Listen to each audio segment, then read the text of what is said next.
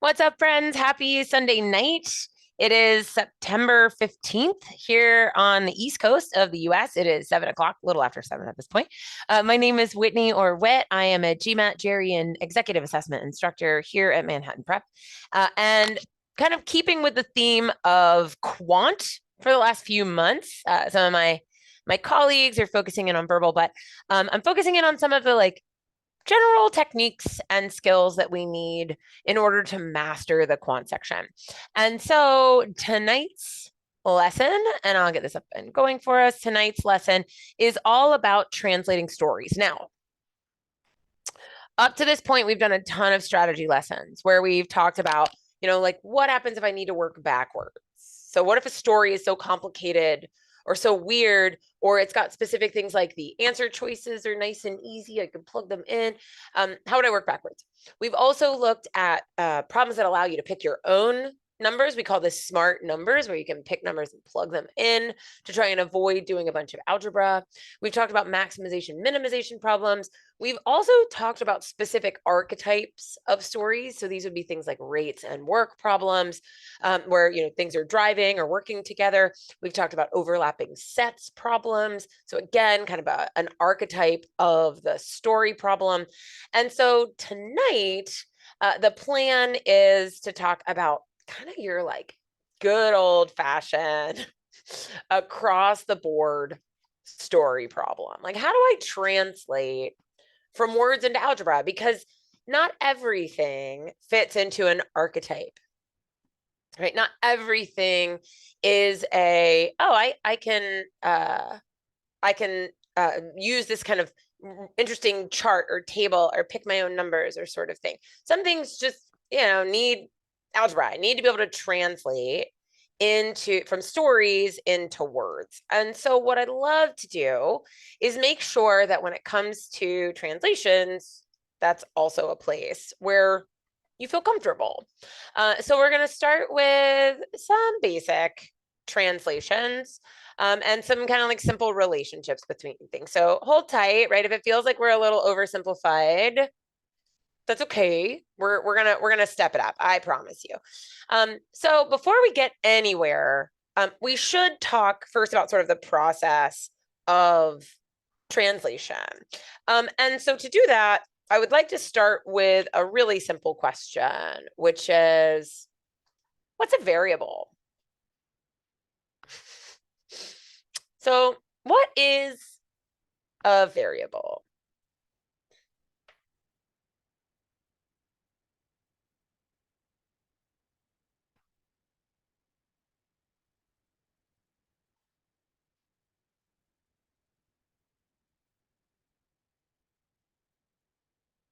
Yeah, I love that. Okay, so I'm getting some comments. A variable is like an unknown thing, right? So a variable might be an unknown, usually is. It's typically some unknown value. Yeah, so I'm seeing like X. It's something that needs to be defined. So I may call it X, but then I might need to say, what does X stand for, right? So this is, something I need to tell you, explain to you what it's going to represent, right? So it represents an unknown. Okay. So we might use variables like X or Y. Those are really common in kind of our standard, classic textbook math. But let's imagine for a moment that I had a story that was like, blah, blah, blah, the total number of carrots and peas. Or let's go carrots and apples or something. Like peas would be a weird thing to count. Would I want to use X and Y here? What do you think? Is this a place where X and Y would maybe be your choice? Instead, what might you use instead? If we have a question about the total number of apples and of carrots and apples. Yeah, I might in this case, and I'll actually go even one step further. Normally when a question says total, I'll often use TOT. We're going to talk about using multiple letters as variables sometimes, but I might use TOT for total. I would certainly want to use C and A as opposed to X and Y, because if I used X and Y, I'd have to think of I had to literally write out, what does X represent? What does Y represent? So let's talk a little bit about what happens when we start defining or creating variables. And let's look at some maybe mistakes or things that we might, or like issues we might run into. Okay, so for another example, let's say I have a problem that is talking about the price of apples and the number of apples. So now I don't want to use A for everything because, well, everything's apples. How might I instead, like what variables might you choose in a problem like this for price of apples and the number of apples? Kind of thinking creatively.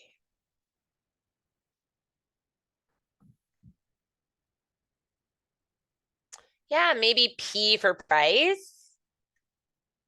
What might you use for the number of apples?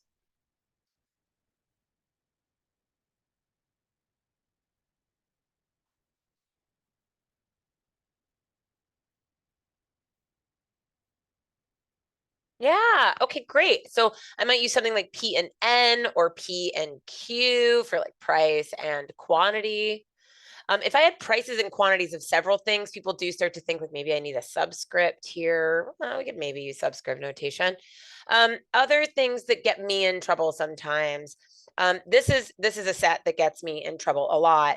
How about like the number of bananas and the number of strawberries?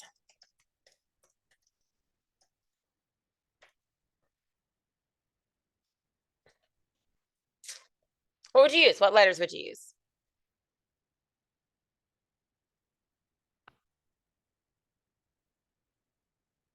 Yeah.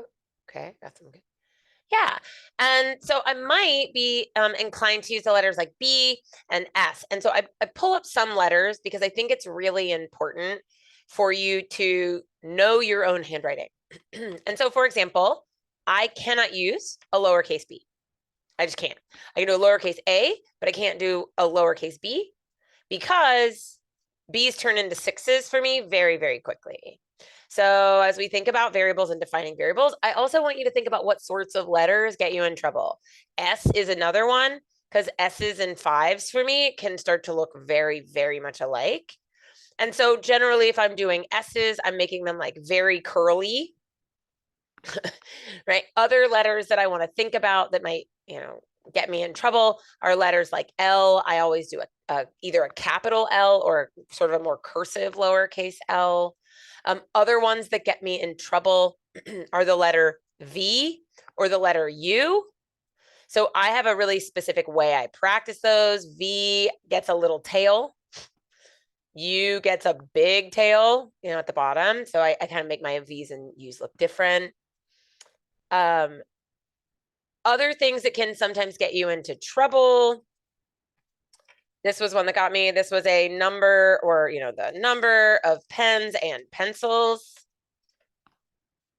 I was like, oh gosh, they're both P's. What might you do there? To pens and pencils. So we're thinking about this kind of act of defining variables. I've got a story. What am I going to do with it?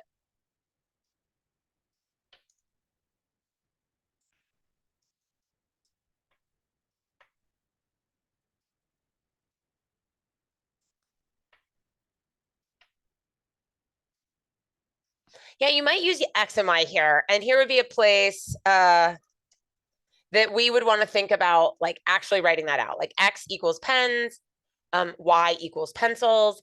Another thing I'll note is that I don't exclusively use letters for variables. Okay, so as we start to think about translating, I don't exclusively use letters. I often use shorthand abbreviations like TOT for total. Now, this one's tough because PEN and PEN is the same. But what I might do initially is say, okay, pens, plus pencils. And I even might write my equations using the full words at first. If I'm going to use variables like X and Y, I have to make it clear on my paper. I have to write it out, like number of pens, number of pencils. Okay, so I know this might seem like a weird thing to be talking about in terms of translations, but it's first and foremost. If I am going to translate into algebra, if I'm going to write equations, then I have to be committed to making clear what my variables stand for. And I say this because I had a really interesting kind of interaction with a fellow instructor years ago, and it struck me how often not defining your variables could get us in trouble. So I started working on a problem that they had written. They'd written this problem, and I was meant to solve it and sort of edit it. And that's how we often do. We do in pairs like this. They were in this problem, and I was kind of cruising along, and let's say the question had something to do with like pencils. And there was this concept of like a number of pencils. And so they were solving, and they had this letter P that was getting used for the number of pencils. But then I was trying to solve, and I couldn't get an answer based on the information they had given. So I was reading their explanation, and I was like, okay, wait, what have they done? How did they solve this? Because I'm not getting an answer, and I don't know how I'm not getting an answer. And what I figured out was that halfway through like their work, the letter P in their work had morphed from being the number of pencils to at some other point being the price of pencils. And it was like, oh, they sort of changed the meaning of this variable because they had never written down for themselves, like, what did P stand for? And so if somebody who does this for a living can mistake a variable and like switch up what it stands for, then not anybody can, right? Because I mean, we do this full time. We should be, I mean, the best, right? Like we should be pretty good at this by now. And so it really struck me that thinking about what you want to name a variable isn't always obvious, or at least it deserves a moment of consideration. It deserves a little thought. I want to introduce you to one more kind of like group of things that I will often do when I'm trying to like create a variable. So let's imagine, and so some of you may have some deeper insight into this, and that's okay. But let's imagine there's something about problems like blah, blah, blah, blah, blah. And then they say something like an even plus 3, right? Like an even number.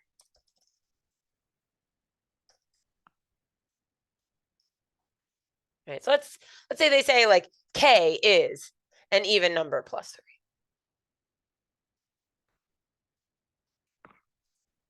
How might you write that? How might you translate that?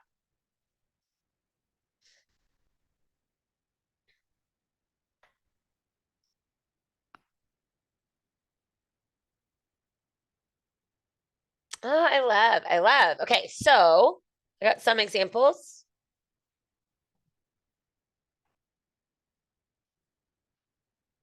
Any other ideas? So one of the examples I got was K equals E plus 3. I might even go one further. I love that you used E as opposed to just like X or something. But like E has some constraints on it, right? Like E can't just be anything. When I go to solve this problem, I don't want to forget that E has a lot of limitations. E can't be like 1.2. E is an even number, which means it's got to be an integer, and more specifically a subset of integers. And so this is a perfect example of where I would probably write this all the way out. Certain terms when I use them.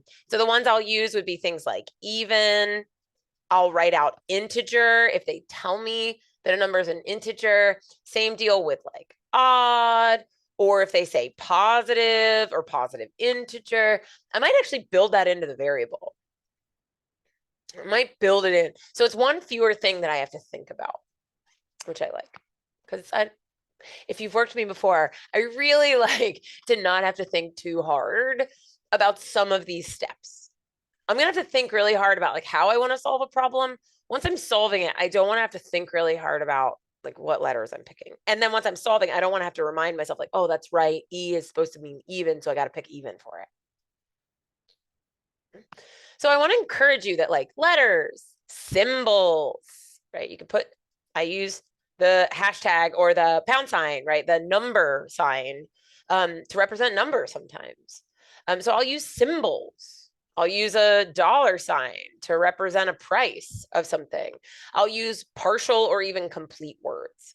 So as you're starting to think about this kind of universe of variables, I want you to stretch a little bit in terms of what you think a variable is.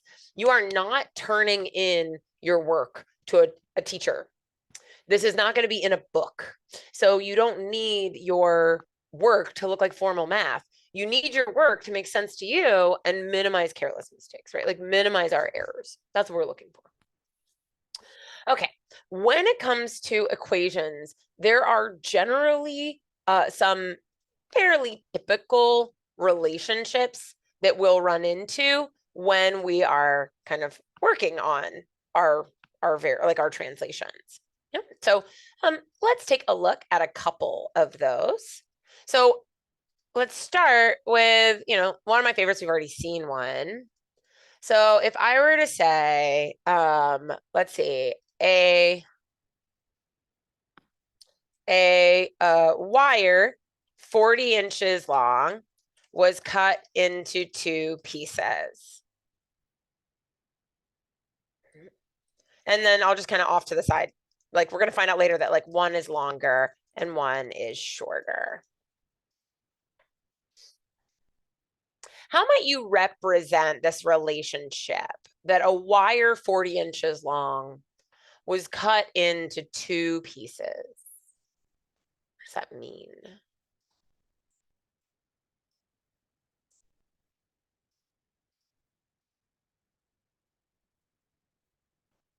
Yeah, okay, I love this. So we might call this like W1, W2, right? That was like wire piece 1 and wire piece 2.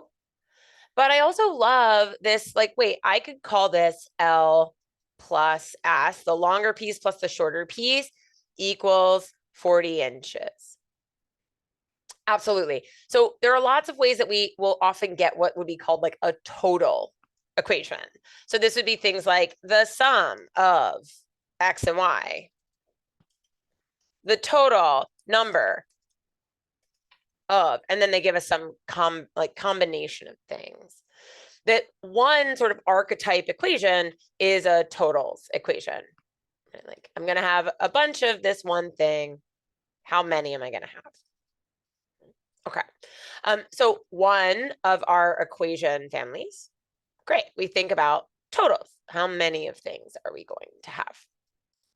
Okay, let's look at some other kind of archetypes of translation. So one, again, we have, and I'll build us a little cheat sheet of these. So one of our most common would be our total. So our equation, translation types, we'll build ourselves a little cheat sheet here. A really common one is the total. So we're asked or we're told about some sort of total amount that's subdivided. This is where we'll get into things like an X plus Y equals a total.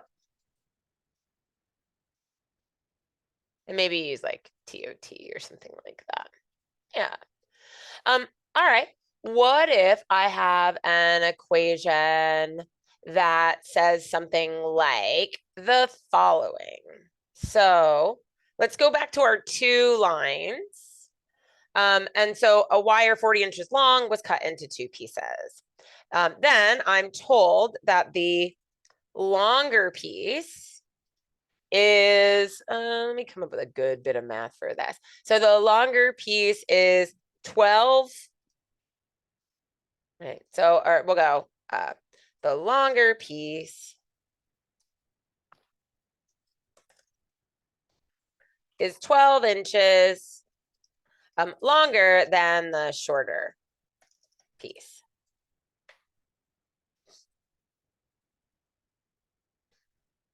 How would we translate that?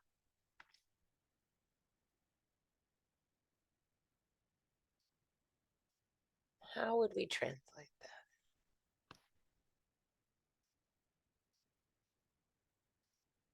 Yeah, so we can sort of look at some of our equations are 2 two thing relationships. So we've got the longer piece is 12 inches longer than the shorter. Generally, when I'm adding or subtracting, I put that after the thing because it matters when I'm subtracting. It matters kind of a lot when I'm subtracting. So let's try a couple more of these. This would be the like 2-item relationship. And so let's go with a couple of these. We'll try out.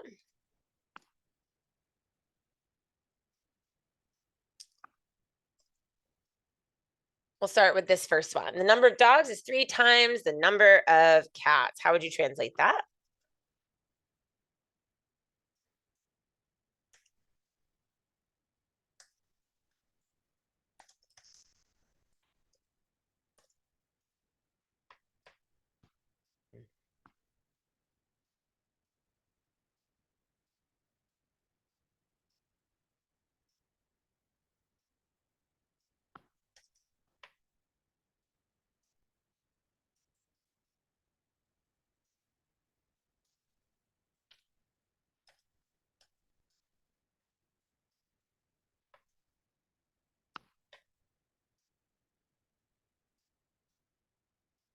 Beautiful. So the number of dogs is 3 times the number of cats. Now, here's a perfect example. Capital D's turn into O's for me. So generally, D's need to be lowercase for me. Okay. What about the number of cars is 5 fewer than the number of trucks? How might I translate that one?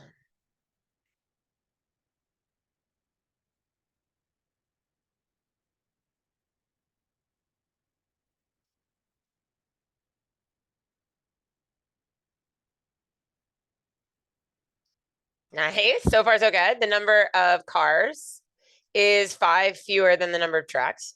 All right, let's try one more. Let's build up the difficulty just a bit more before we really increase the difficulty. How would I translate this one? The number of apples is 4 more than twice the number of bananas.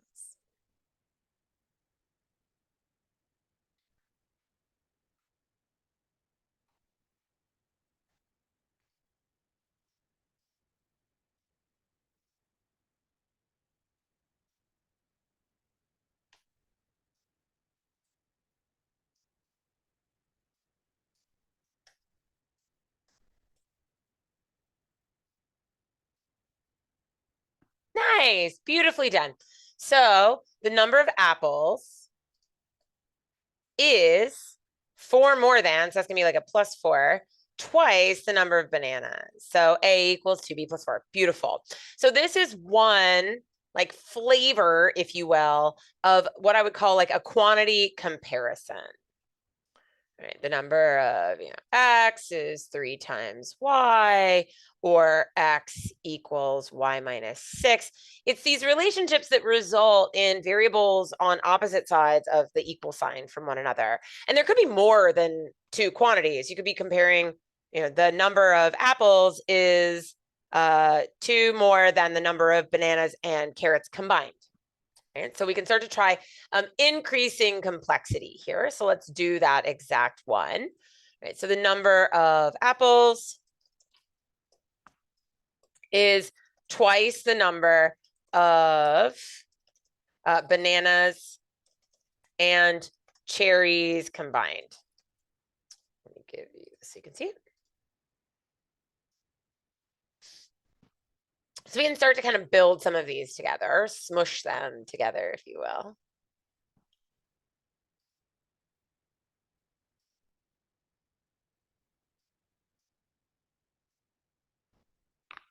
And we'll keep seeing this. They'll get more and more complicated. How would I write this? The number of apples is twice the number of bananas and cherries combined. Now I have 3 variables. I have apples, bananas, and cherries. Yeah, very nice. So the number of apples is twice the number of bananas and cherries combined. So I'm going to start hybriding things together. Cool. Seems simple enough. I want to give you the one wrinkle that likes to confuse kind of everybody. So how do you handle this one?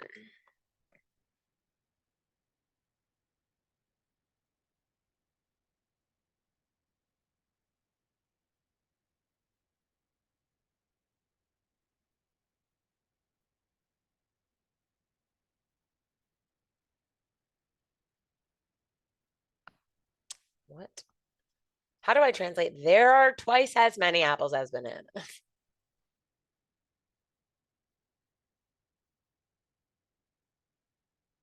Okay, I've got a couple of guesses. One guess I got is A equals 2B. Yep, I got B equals, I'm going to put them in the same order. So 2A equals B.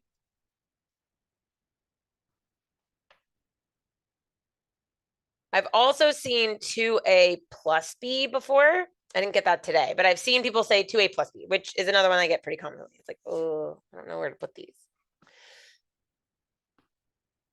What happened?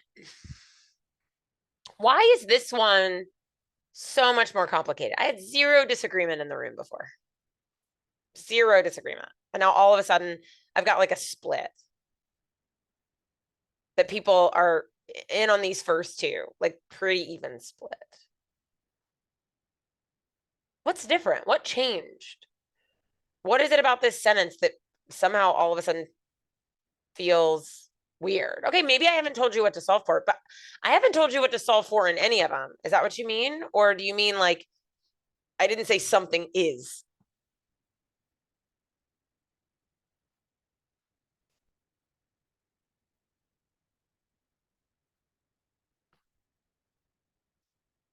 Like, notice in so many of these others, it's like a variable is, a thing is, a thing is, a thing is. Even when we talked about the sum, a wire was 40 inches was 2 pieces. The longer piece, a thing is. The thing is. The thing is. Right? There's this equals piece. Some translations have this form where they say, one of the unknowns is some function, if you will, of another unknown. But actually, as often, if not more often, we get this weird there are. There's my verb, there's my is. But what in the world is there? This is a common sentence in speech. We say this all the time. There are more friends here, there are more people I know than I don't. And so why are these so hard to translate? Because think about how hard it can be to translate from just any language to any other language. That if we go word for word, direct translating from one language into another, sometimes we do okay. More often than not, we don't. We have to think about, like, okay, how would I say this in this other language? I may have to flip words. I may have to change them around. I may have to move the order for it to make logical sense. And that's what's happening here, is that in order to make sense of a sentence like this, and theoretically, we should be doing it for every sentence, I need to think about what the actual relationship is. I realize that they are trying to give me a relationship comparing apples and bananas. I get it. They're comparing the two, but I'm not sure how to set up the comparison. And so generally, if there's going to be a comparison and there's a verb, there should be an equal sign. And so, that's not necessarily going to help me here. I'm not sure what to do with this yet. So if I look at these, what's better for me is, let me look at this sentence. I realize I'm in one of these like weird there are's. I'm going to take a moment and I'm going to visualize the relationship. So according to this story, are there more apples or bananas? Which are there more of?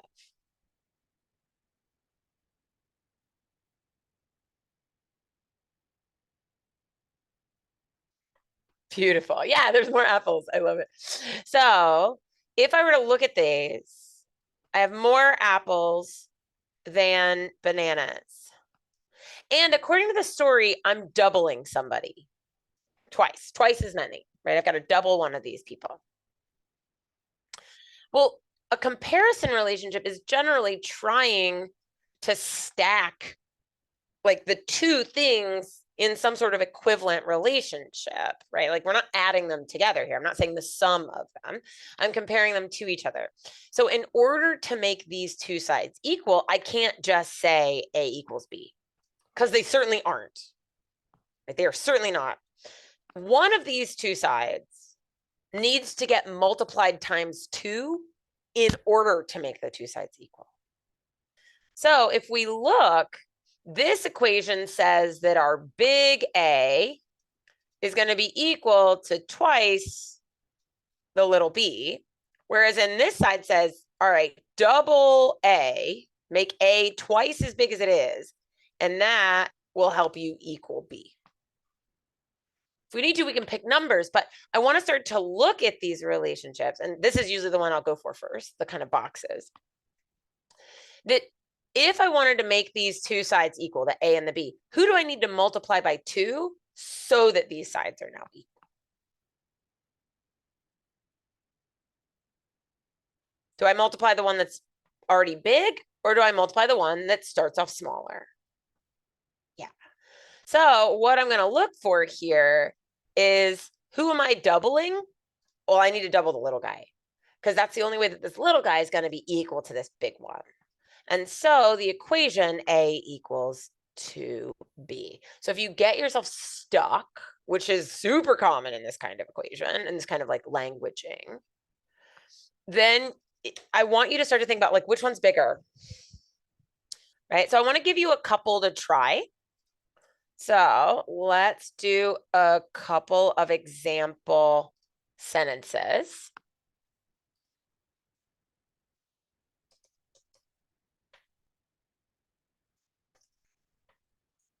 Let's go with this one.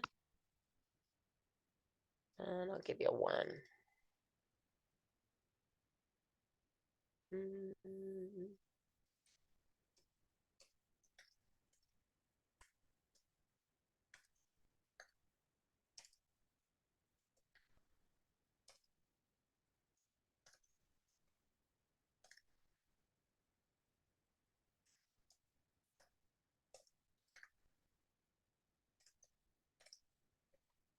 Okay, great. Let's try these 4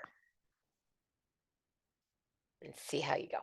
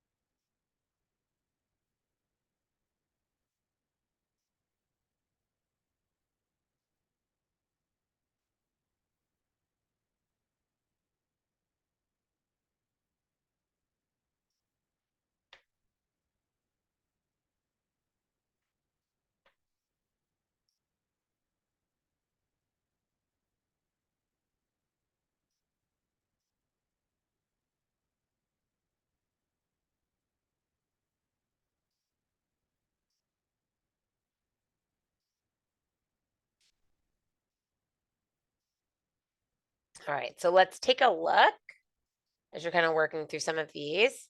For the first one, there are 4 more apples than bananas. Well, okay, there are more apples than bananas. And one of these I'm going to add 4 to.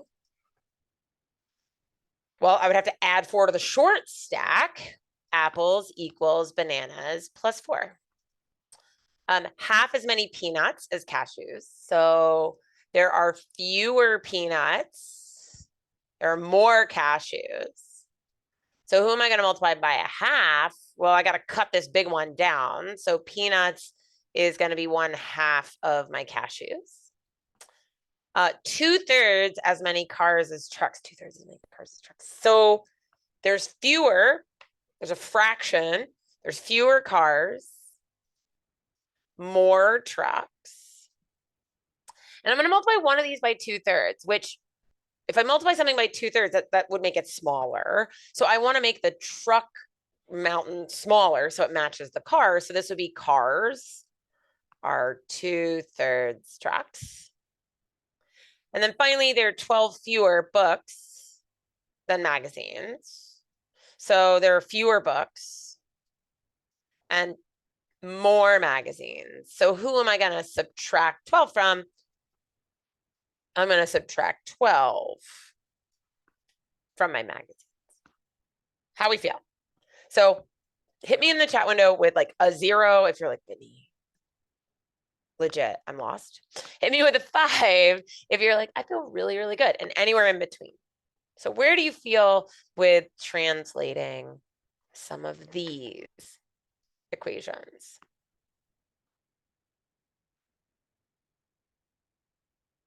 Nice. Okay, let's go one more kind of complex before we switch to another kind of flavor, because then we're going to start building some of these into each other. How do I handle this one? Fair, right? The clock is like, so somebody's like, I'll go with 4 because the clock freaks me out. I feel that. I feel that for sure. Arbitrary, artificial pressure.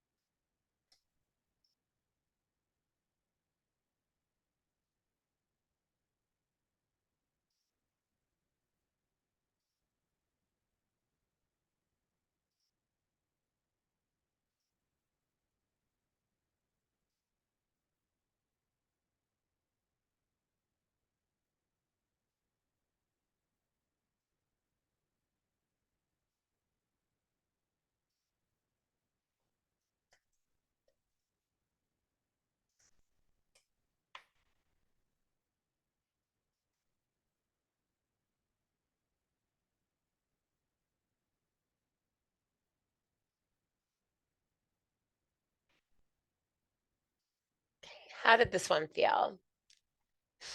I got one guess in so far. It's a little bit stacked, right? There's like kind of a lot going on.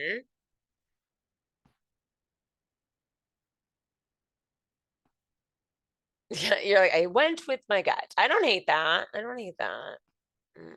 Don't hate that one bit. Okay, so here's how we're going to handle these.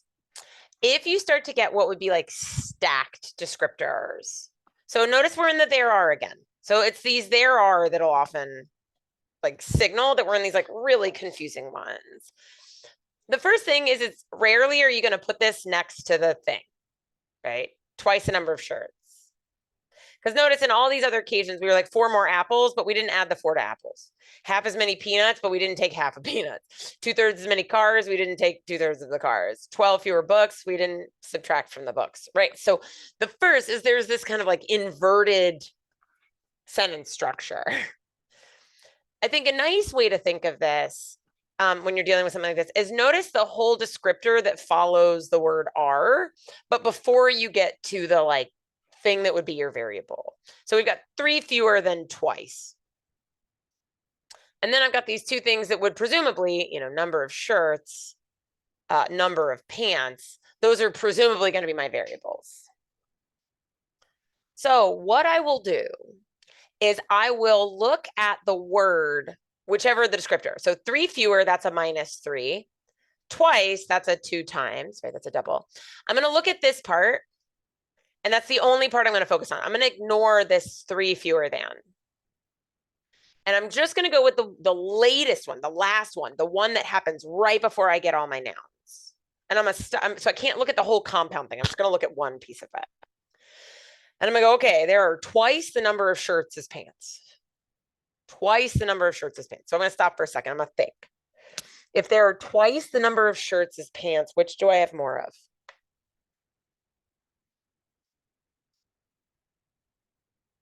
So I have twice the number of shirts as pants. Twice as many shirts as pants.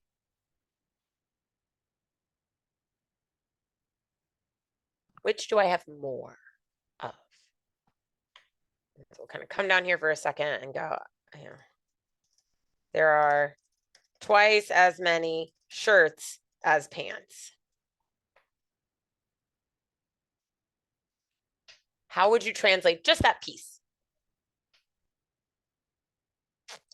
Twice as many shirts as pants.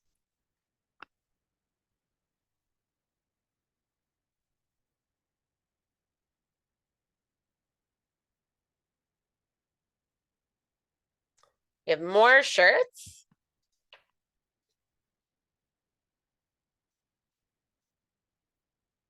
So if I'm going to double somebody, I'm going to double the pants, right? So the shirts are equal to double the pants.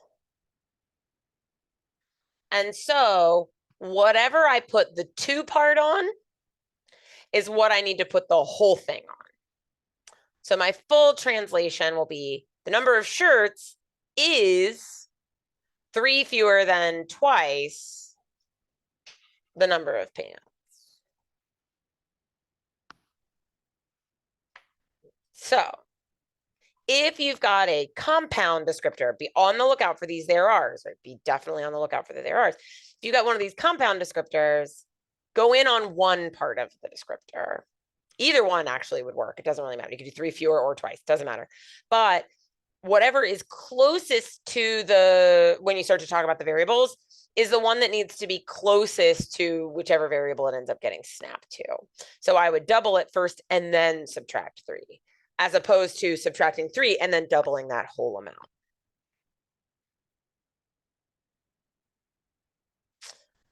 Okay, so it can get really complicated in the world of these, 2 quantity relationships or 3 quantity relationships. It can get really complicated.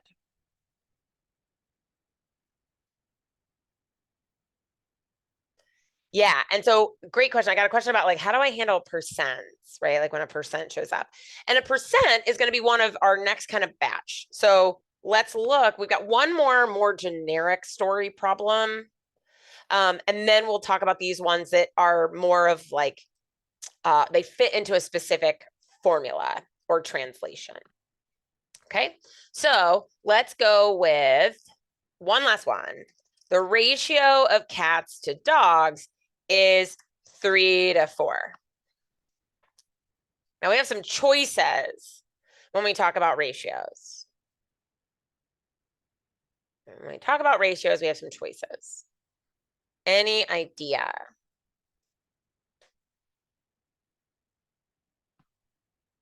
What happens when we talk about ratios?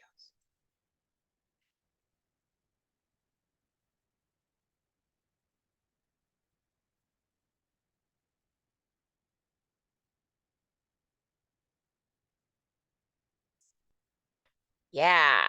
So if I'm going to do it with a colon, and so that's like a sort of separate way I would solve. And if you're looking to get more practice with that, I did a lesson a little while back on the power of ratios. So if you just like Google Manhattan Prep power of ratios, you can find the YouTube, just go into YouTube and write power of ratios. If we're going to do that, we would go, cats are to dogs. So I'd use the colon. Cats are to dogs what 3 is to 4, basically, right? That would use colon. But if I'm going to try and do this with algebra for whatever reason, so I've decided that I've got some equations elsewhere, then what I might do is write it as the fraction cats over dogs is 3/4. So ratios could be a colon ratio, which is commonly how I'm going to use them, to be honest. So if you go and look at that power of ratios lesson, more often than not, I'm going to do like things given as ratios in that colon form, but there's a very specific way that we have to solve for those. If though I want to solve ratios in equations, then they're going to end up as fractions. So I'll add this here. This might be, x over y is in a ratio of 5:2, something like that. And then I can use equation, cross multiplication or what have you to turn it into more complete equations.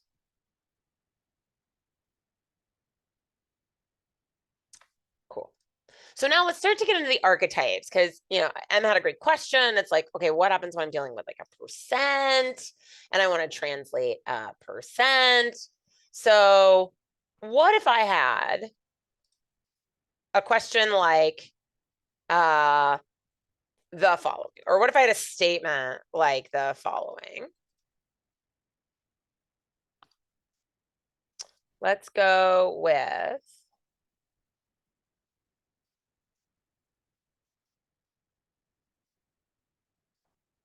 Anna spent a total of $10 on pens.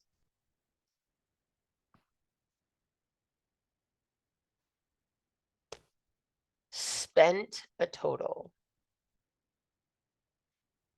What relationship supports a total amount of money being spent?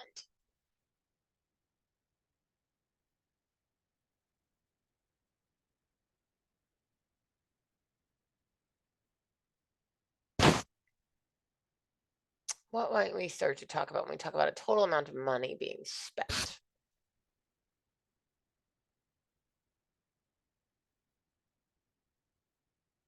What would you need to know? Right? Or what goes into the amount of money that someone spends on pens?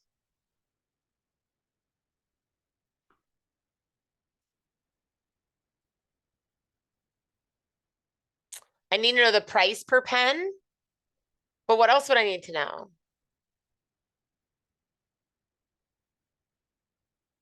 So if I think about the total amount that I spend on pens, plural, I'd need to know how much each pen costs.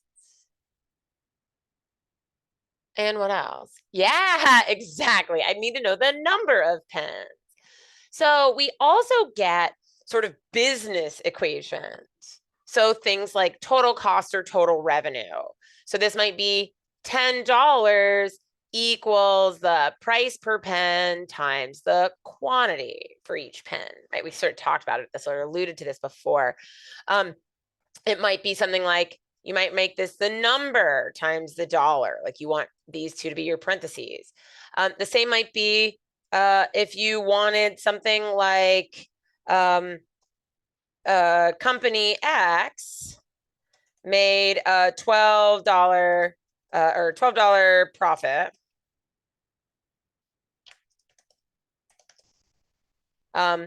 from each shirt. What goes into profit?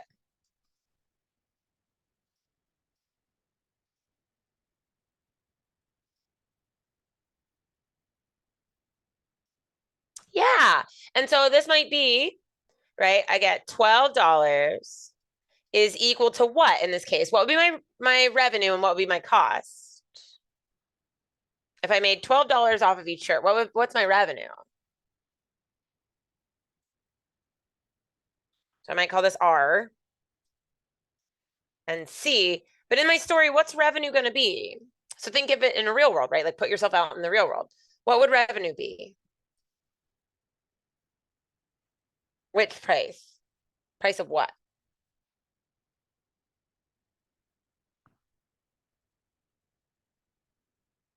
Yeah, exactly. This is going to be the price of a shirt.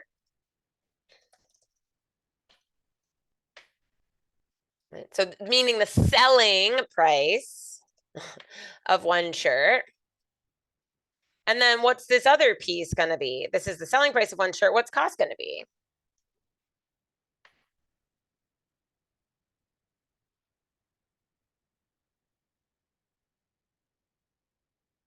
Yeah, the cost of making or buying the shirt originally, like the cost to the store, the cost to the company, whatever. Right. And so we want to start to think about like, okay, I can total revenue, total cost, or profit.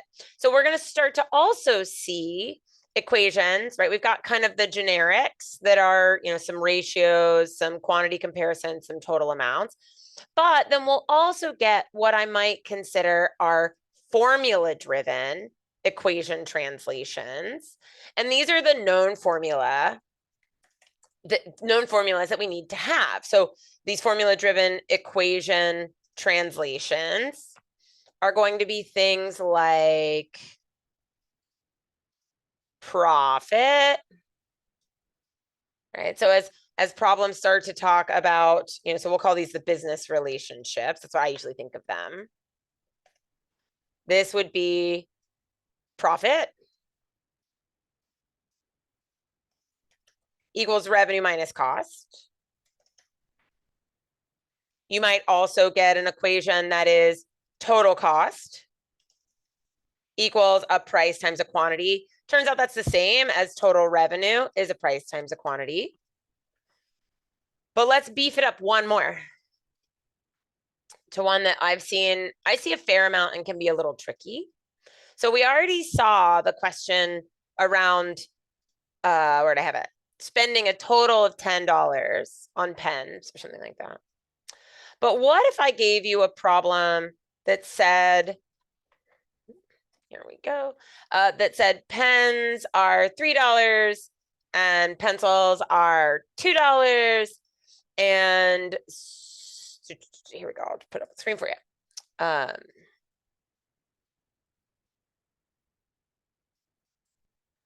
If Anna spent a total of $17 on pens and pencils, how do I get a combined total cost?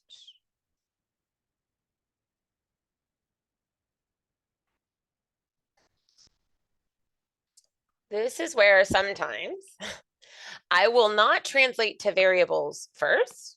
I'll translate to words. So what I might first say is, like total spent equals the amount spent on pens plus the amount spent on pencils. I might actually scribble that onto my paper. And I'm going to think about how each one of these things, I might even put parentheses around it. I do that when I'm writing like words as my variable. I'll put full parentheses around stuff. I'll be like, okay, this is a concept. This is a concept. I'm going to eventually sort of figure out how to translate that. Well, I know how much she spent. She spent $17. How much did she spend on pens? How do I find the total amount that she spends on pens?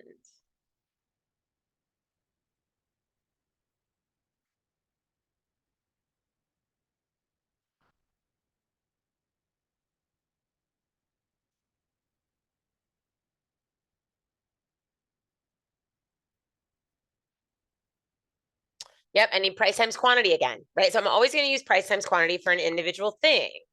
Well, pens were $3, so I know what their cost was, and that's their price. So I need to know how many. So I'm going to make this $3 times, I'm going to write pens. I'm going to just keep the word in there because pens and pencils are too close to each other. And then how will I translate how much she spends on pencils? Beautiful. This would be $2 times the pencils. And this is often how I actually translate these. Pens versus pencils. I make it P and C. are often the variables I use. So this might become 17 equals 3P plus, there's supposed to be a 2 in here, excuse me, 2C. So even in this same space of our, like business relationships, we might even end up with a total spent of however it could be cost or revenue is going to equal the price of the first thing times the quantity of that thing plus, so this will be like kind of one term,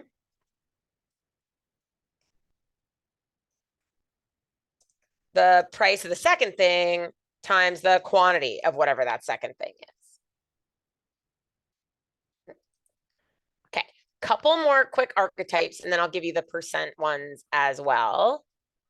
What if I give you a sentence that reads as follows? We're getting a little practice here.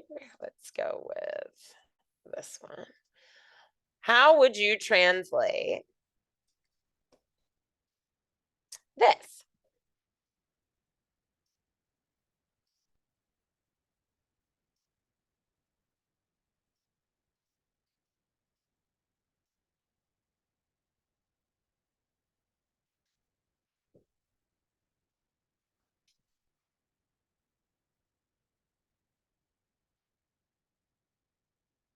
How do we translate?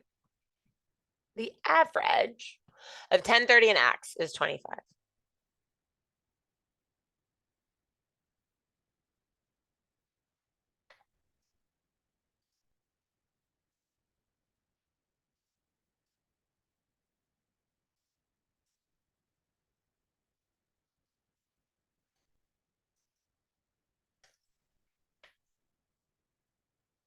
Yeah, nice. So we're going to use our average formula. And generally, things that have a formula, like profit or revenue, I'm actually going to write the formula first, right? So I might actually write total cost equals price times quantity. Or I might write profit. I use pi for profit. Profit equals revenue minus cost. Because I don't want to use P for profit because P gets mixed up with price. So I always use pi for profit. That's like an old econ trick. And then same thing, I might write it out here. My formulas. If I'm doing average, I'm going to write average equals the sum divided by the number of terms. And then I'm going to fill it out. I'm going to say, okay, 25 equals 10 plus 30 plus X divided by 3. And then I'll solve. There's one other statistics concept. There's only one other. The range of a set of numbers is 12. Right? So there's only one other statistics concept that can be translated into algebra. Other statistics concepts like median or standard deviation will never be translated into algebra. The only two that'll be translated into algebra will be averages and ranges. Median is a physical location. It's like in the middle. There's no formula necessarily. And then standard deviation, you'll never be asked to actually compute. So you'll never use a formula. But the range is the other one. How would I translate range? What's the formula for range? Yeah, so we're going to take, range equals max minus min or high minus low. Right. I don't use max and min because they both use an M. So I would write, 12 equals H minus L. But you are correct. It is the max minus the min. I just don't use max and min because they use the same letter, right? And so in my world of statistics relationships, I have two. I have that the average is equal to the sum divided by the number of terms. I also have that the median is equal to the highest minus the lowest. Now, we have other relationships. Those are often things like weighted averages. I would also incorporate into some of these given relationships distance equals rate times time, as well as work. rate time.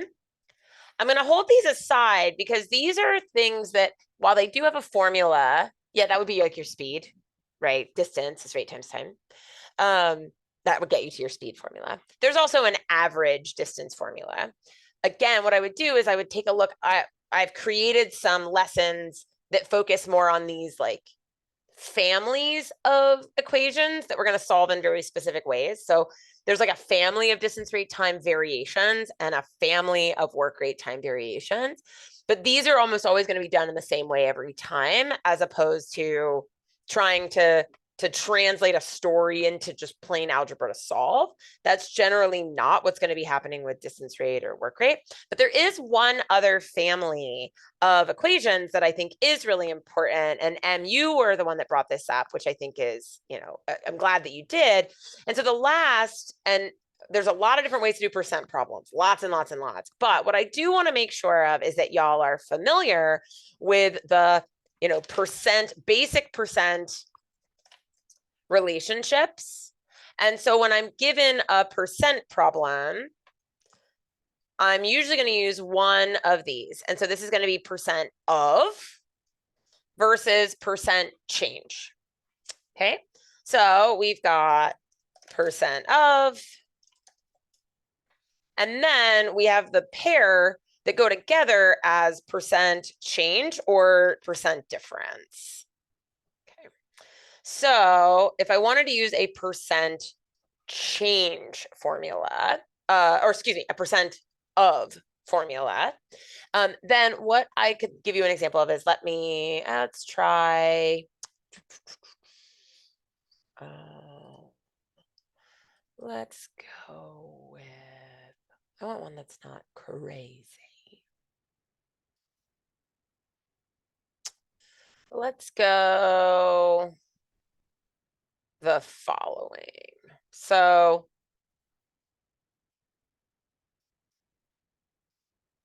let me get you a page here.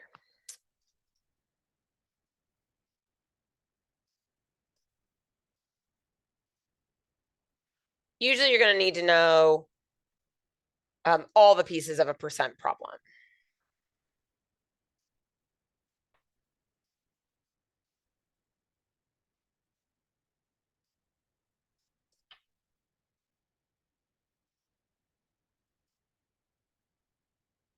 Okay.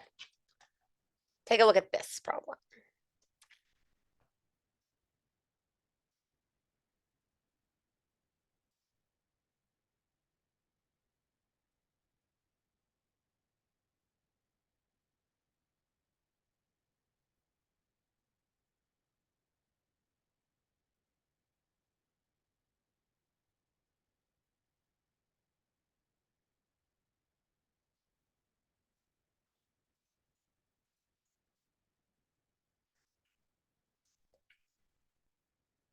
So I don't necessarily want an answer. I want to think of how you might set this up.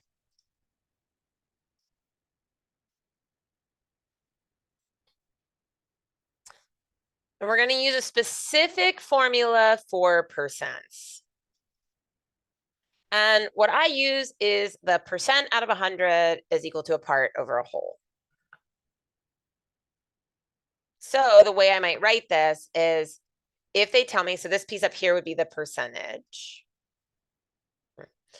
So the percentage, 40 over 100, so the percentage over 100 is equal to the part 8 over the whole, so like total. So when you're dealing with a percent problem, anytime you've been given percents, you can kind of, even build a flashcard to memorize some of these. Anytime you're dealing with percents, percent of something, it goes into the formula, percent over 100 equals whatever the part is over the whole.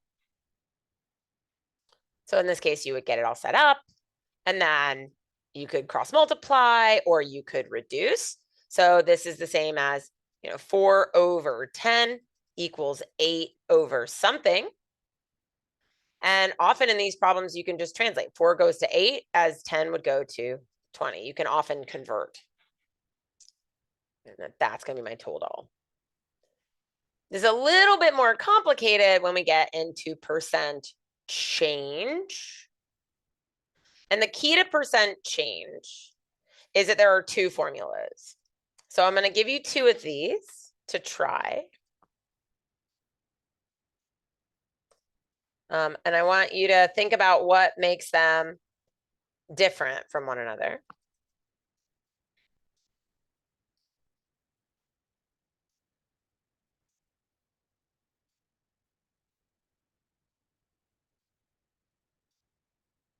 Here are two examples, and I just want you to think about how you would set them up. Not how you solve, but just how you would set them up.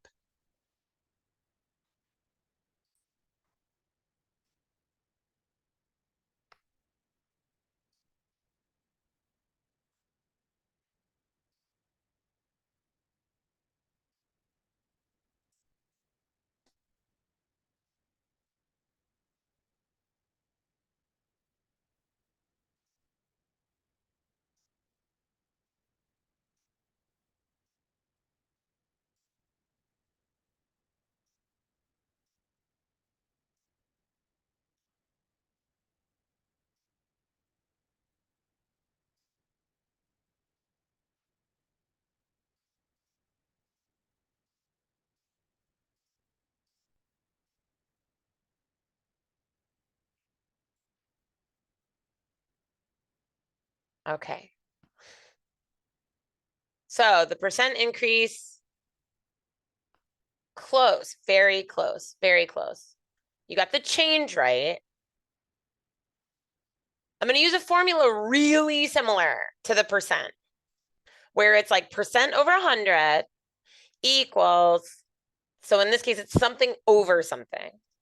What we'll use, and it's going to be a little bit different in each case. It's going to depend on what we're dealing with.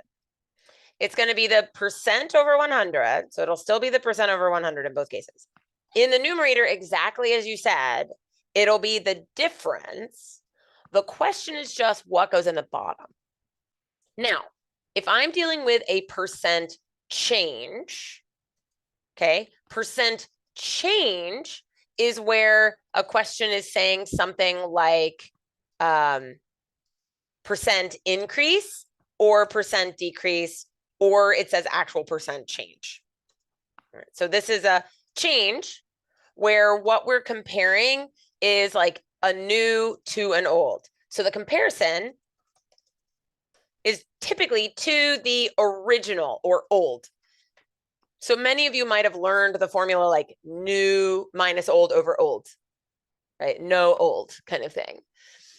I'd rather you see it as the numerator is the difference. And in a space of change, what I'm going to be comparing to is the original or the old amount. So this problem, the difference, so my percentage, I don't know. So I don't know the percent. I'll call it X percent over 100 is equal to the difference, that's 120 minus 20, divided by where I started. And this story, Monday is my first day, right? The price increased to 120, so I started at 20. And so in this case, it's going to be 100 over 20 or 5, which is a, then cross multiply, 500% increase. Okay, the second one is not a percent change. And this is why I think most people get really confused, because when you're dealing with percent change problems, people often only call them percent changes. But the second one's not a percent change. Stock A didn't change in to stock B. Right? They're just different. And so I'm comparing one thing to another. This time we're comparing, right? And so the language you'd get here would be like percent greater than or percent less than or percent difference. Might actually just say percent difference. What we're comparing to is always going to be what comes after the than in the comparison. So we have the same story up front. I don't know the percent. I'll do that over 100 equals my difference is still 120 minus 20. Or 20 minus 120. It doesn't really matter because generally they'll say like percent less. So you're not gonna have to figure out if it's plus or minus. And then what goes in the bottom is not the original because there is no original. What goes on the bottom is what comes after the word than. So in this story, what comes after the word than? Than the price of stock A. Great. So whatever A is our like basis of comparison. In this case, it would be 120. So now we have 100 over 120, 10 over 12, or 5 out of 6, and then we would convert them. Okay. So when we're dealing with percent change or percent difference, friendly reminder that if what it says is, I'll grab all of these little pieces for us. What if I can't even talk. If what it says is something like increase, decrease, or change, then we're going to use the formula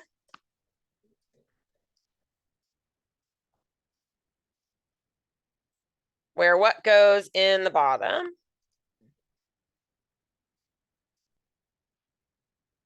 is the original.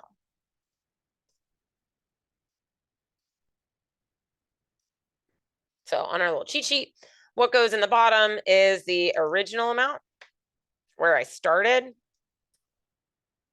If, however, I'm working with a difference, and so it's utilizing the language of percent greater than or percent less than or percent difference, then what is coming into the denominator will be whatever comes after the word than in the comparison. I can plug it in. So our reminder of our basic algebra relationships. We'll start with kind of our most common equation translation types, where we're either being asked to sum something, or we're being asked to compare some quantities, or we might be given kind of ratios in some of that description. We might be layering some of these. We saw how quantity comparisons could also build a total into them. That's also possible. But for our, basic equation types, this is them, right? Like these are the three kind of basic families of equations. We're either adding things together, we're comparing things to one another, or there's this kind of special language where they may say ratio. We've also got a big family of more formula-driven equation translations. You've got our business formulas like profit, total revenue, total cost, or a total cost or total revenue that involves multiple things that have different prices and different quantities. We've got statistics relationships. The two key one are average and then our median. Let me actually make this a little easier to see. This is our median.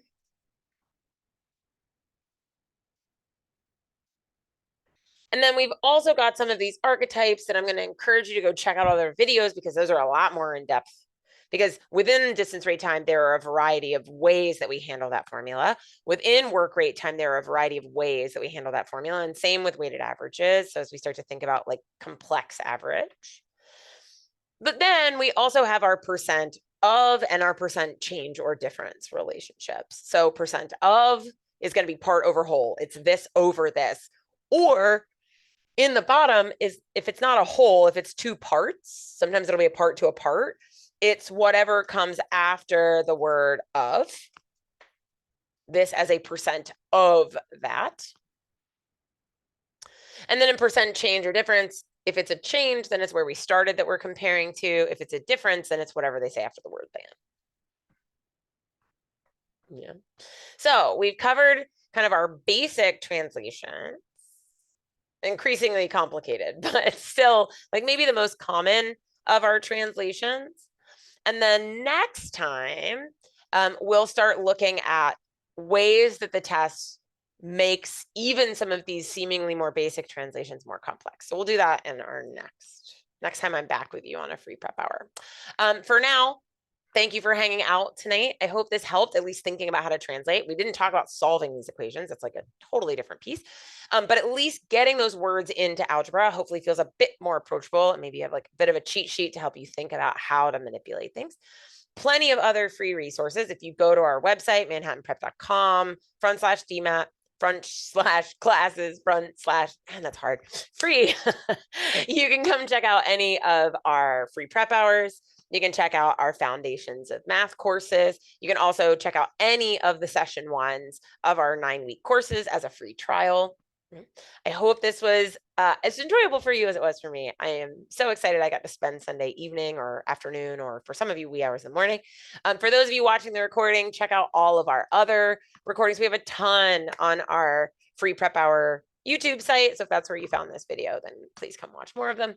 And then otherwise, best of luck with all of your test studies. Hopefully we'll see you around soon. Take care, everybody.